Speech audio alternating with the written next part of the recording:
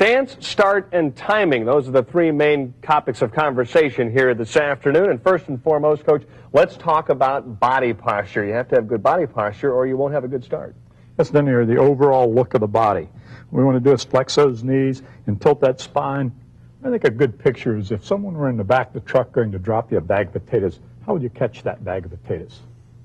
We see that posture in almost all sports, or we refer to it as the athletic pose. We see it in a golfer who flexes those knees, sets his spine, is going to swing the club. We see it in a boxer. We see that same posture in bowling. Flex the knees, set the spine, and get that good body posture. Catch that bag of potatoes. All right, you always divide it between upper body and lower body, so let's start first with the lower body. There we say waist down. There's two items of concern.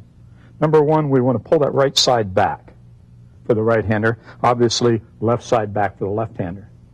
Or we call it presetting the angle. You pull that right side back, and we set the angle of the hips the same position they're going to be in when we reach the foul line. Mm-hmm. We see a lot of people that stand real square, real straight. As you notice, the end of my fingers are equal. They're straight across. Now, if I walk to the foul line, watch what happens. All right. We go 1, 2, 3, 4. Now, look, the right finger is way behind the left finger.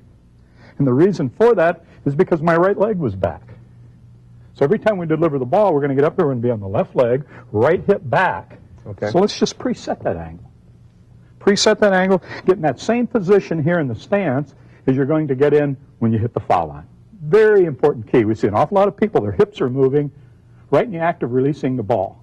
Then they throw the ball to the right, and they pull their arm to the left. Pretty soon they're confused. It's because of excessive movement in the hips. Preset the angle right here in the stance. That's item one. Item two, flex those knees. So we have two things. Flex the knees, right side back. Sounds simple enough. Let's work our way up now and go waist up. What are the things that you have to think about there? Again, same basic thing, Denny, two things. Number one, right side back, the right shoulder behind the left shoulder, about 4 inches. Or like a boxer who's going to throw a right hand. We want to pull that right side back and get it in a strong position. Opposed to having it up, that's a weaker position, and that's for a straighter ball. Back for more of a hook ball, a stronger release, and a stronger right side of the body. And then we tilt the spine. From the tailbone to the top of the head, just tilt forward, just slightly. The reason for that is we're going to go to the foul line and we're going to be aggressive.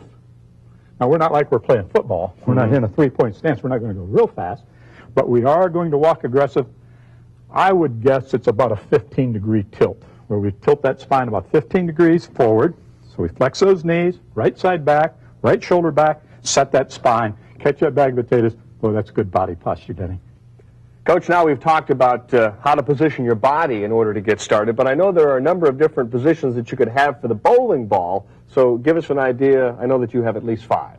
Yes, Denny, what we do is we use 5 different positions. The real low position, for that person that does everything fast, I guess we call them an A-type person. We try to figure who they are, and then we try to adjust their position to fit that drum beat, that inner drum beat that they were born with. We have the very fast bowler where we would hold the ball real low, and on the other side of the coin, the slow bowler would hold the ball high. So let's start down here at the fast position. Fast, medium fast would be 2. Waist high, that's where we start the new bowler, the beginner bowler, right around waist high. Then we adjust as they start to develop. Well, that's what we're trying to do now, is adjust that timing to fit the personality. So we have medium, round waist high, medium slow to slow, the 5 different positions. 1, 2, 3, 4, 5. Coach, it might be a good idea for the coaches and also the pupils to maybe spend a little time in practice and go all the way through the 5 different ball positions to get a feel for what you like and maybe what you don't like. Excellent idea, Denny. What you do is you go out and practice, spend 2-3 minutes, and your body will tell you. You'll know when the thumb comes out of the ball clean, you'll say, boy, that's the best timing position for me. I have an opportunity to watch the greatest bowlers in the year on a weekly basis, and many times instead of changing ball position or even balls, they'll make the little small moves with their wrists, and I know that you feel strongly about the 3 wrist positions. We call that the 3 M's, the maximum position. The maximum position is where you cup the wrist and then you turn your fingers sideways. You can notice my fingers are pointing over there toward the left wall, so I've got that hand in the maximum position. Now here's the medium position. This is where we have the wrist straight, and we have the little finger to the elbow straight, or the hand under the ball. The medium position, the one we teach to the new bowler again. Mm-hmm. And then we have the minimum position. Very good for dry lanes, or for accuracy, making your spares is where you break the wrist down, you get the hand a little on the outside of the ball. So we have outside of the ball with a little relaxed wrist, then we have under the ball with a straighter wrist, and then we have where we cup the wrist and when we cock the fingers sideways, the maximum position. Right now, for this lesson, we'd like for you to just use the one that's most comfortable for you. In Lesson 3, we're really going to get into the release in detail.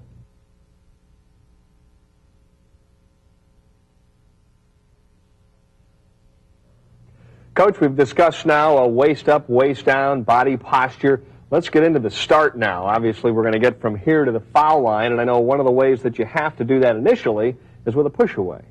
Yes, sir, the start of that movement of that bowling ball. And one real important thing there is that we keep the bowling ball moving out or the push away on line, straight out toward the lane. We see all the time it's people that push it out to the right. That's a big habit of a lot of people, and what they do, they push it out to the right, then the arm swings in behind your back and makes you throw the shots to the right. Or the reverse of that obviously would be is if we push it to the left and the swing would bounce out away and then you throw shots to the left. Real important, the direction of the push away. Keep the direction straight out on line toward your target, not to the right of your target or left of your target. We have to keep this on line to start to develop a groove of swing.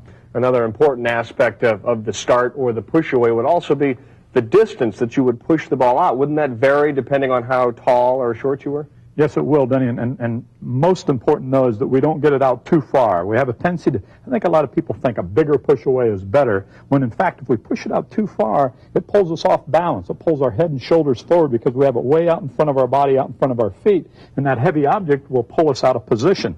What we want to do there is the distance should be about 4 to 6 inches out in front of this right foot. We want the right foot for right-handers, obviously the left foot for left-handers, but we want that leg to absorb the balance, the shock or the weight of the bowling ball. If we get it out here too far, we can't, and then our body stiffens up. So the distance is just about 4 to 6 inches out in front of that right foot. One of the other keys to the push away, and this is something I've never really heard discussed before, is the shape of the push away. That's a little different connotation. In fact, I don't even know if I like the word push away. You know, push away means that you're going to push it toward the lane or away from your body. Push away. And I think that people feel as though that's a straight picture, that they're going to hold it here, they're going to push it out straight. And what we like to see is a curved motion, a round circular motion, a smooth circle.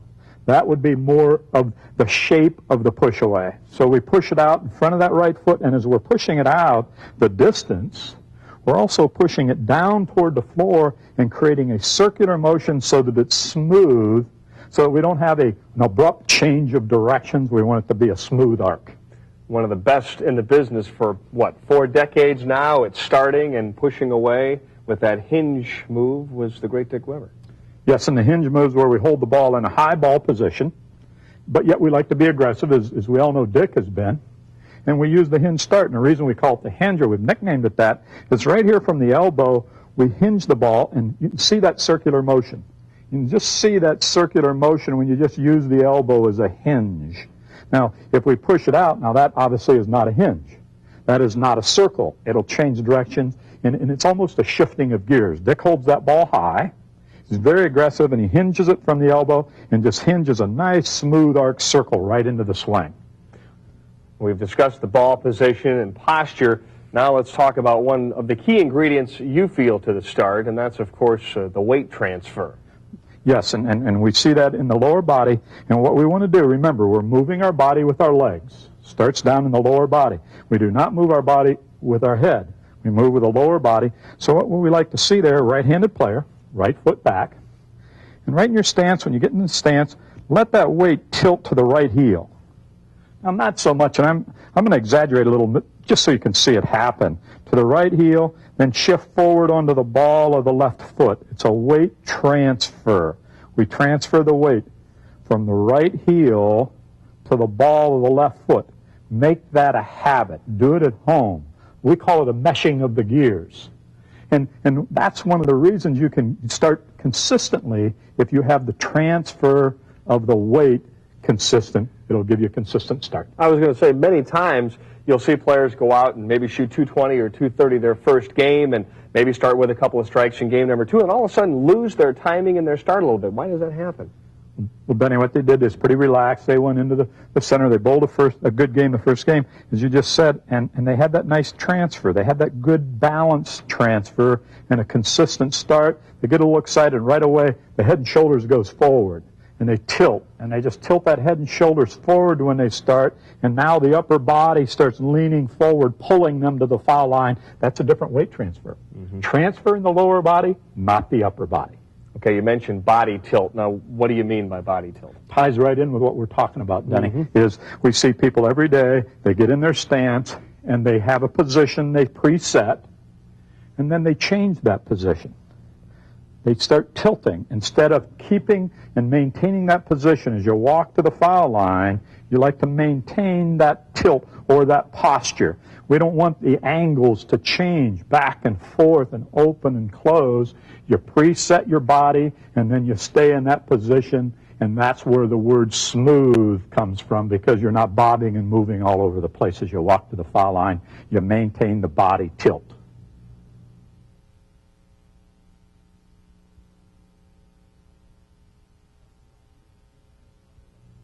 Coach, throughout the years, you and I have talked about it quite a bit in terms of how many steps that you should utilize in a proper approach, and you feel it's either 4 or 5. Yes, Denny, you know, we're either going to start on the right leg or the left leg. So right leg is 4 and left leg is 5. All right. So on a right-handed player, we start on the right foot for a 4-step approach, and that's where we hold the ball. Let's say this bowler is holding the ball about waist high. We start out with that right foot and that right hand at the same time. We go 1. The ball goes out in the right foot. 2, right beside the right calf.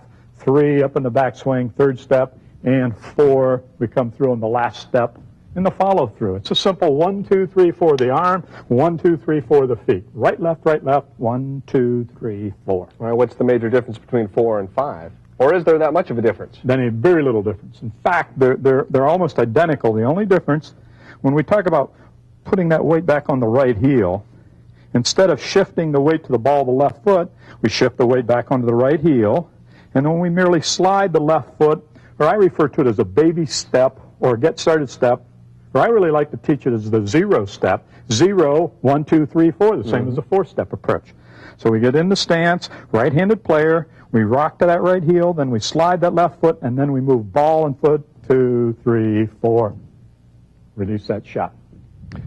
I know we all strive for perfect timing, and we might get it from time to time, you could say, but it's hard to keep it. Basically, you're either early or late. So let's talk about what causes early timing. And you know, early timing is when we move the ball out too quick. We did not move the foot. We moved the ball out and the foot did not move. And we get to the foul line where the ball is in front of us instead of us being up there just a little in front of the ball. So what we do, we start out in a 4-step approach. We move the ball out early. The foot didn't move. We get to the foul line. We have the 16 pounds in front of the 180 instead of the 180 in front of the 16 pounds. And many times that would cause you to drop the ball? Every time almost, Denny. As a matter of fact, for those bowlers that have a tendency to drop the ball, work on your timing. Your timing's early, the ball's getting up there in front of you, and it just drops off your hand very quickly because it's in release position before your body gets there. All right, let's go to the other side of the spectrum then. If you have late timing, does that mean you're going to hang up in the ball? Exactly. What usually happens there is we move the foot out, and a lot of people lift the ball up. They change the shape of the push away, and they lift the ball up, and they get up to the foul line, and there at the foul line, the ball's way up here at the backswing. Now they got to pull the ball real hard to catch up to their feet to get to the release point. So that's what hangs the thumb in the ball, is because their body is up there way before the swing, or called late timing. We've already covered early timing and late timing, and we'd all, Coach, like to strive for something that's somewhere in the middle. And how do you do that consistently? Well, one of the keys you say is to start the ball and the foot at the same time. Benny, I don't think we can emphasize that enough. It's something that I know some fellow professionals that's been bowling professionally for 20 years, and when they're off, they revert back to making sure, feel like there's a puppet string from the back of the right hand to the right toe, and you move that right hand, that right foot at the same time. Something we can practice at home. Make sure they move together like choo-choo train wheels. Make sure you mesh the gears the same every time. And obviously that means that the ball and the foot have to move precisely the same every time you start. Coach, as I'm watching you, too, that ball is going out and down very quickly. Many times, as I've watched players throughout the country, it starts and then it goes up. And if you do that, you've got some problems. Yes, the shape, again, we revert back to that shape. When you start it and the shape of the movement. A lot of people, they'll start up, and then when they go up, now they're going to have late timing. Or the opposite of that would be where they just drop it straight down and into the swing real quick. That would be early timing. You're going to drop the ball. So we want to move the back of the right hand, the right foot at the same time, and work on that shape. There's one other position where you can obviously get in or out of time or make an adjustment, and that would be what, at the top of the backswing? Yes, and what we do there a lot of times is we'll be bowling pretty good, and we'll get pretty excited, and we'll short sling it. So the swing has to be the same position within a few inches every time. If you short swing it, obviously it's going to be early timing. Or the opposite of that would be to get it here and then put it up in the swing and sort of hang it back there. Hesitate with it, trying to make sure you're going to throw a good shot. And then all of a sudden you're late and you pull it through and you hang your thumb and you flip the ball over the top. So we have to make sure the swing goes up to the top and right back through. And when you make the swing go up, let it change directions and be nice and smooth and get the same height shot after shot. Good start, same height, nice and smooth, and pretty soon you'll develop perfect timing.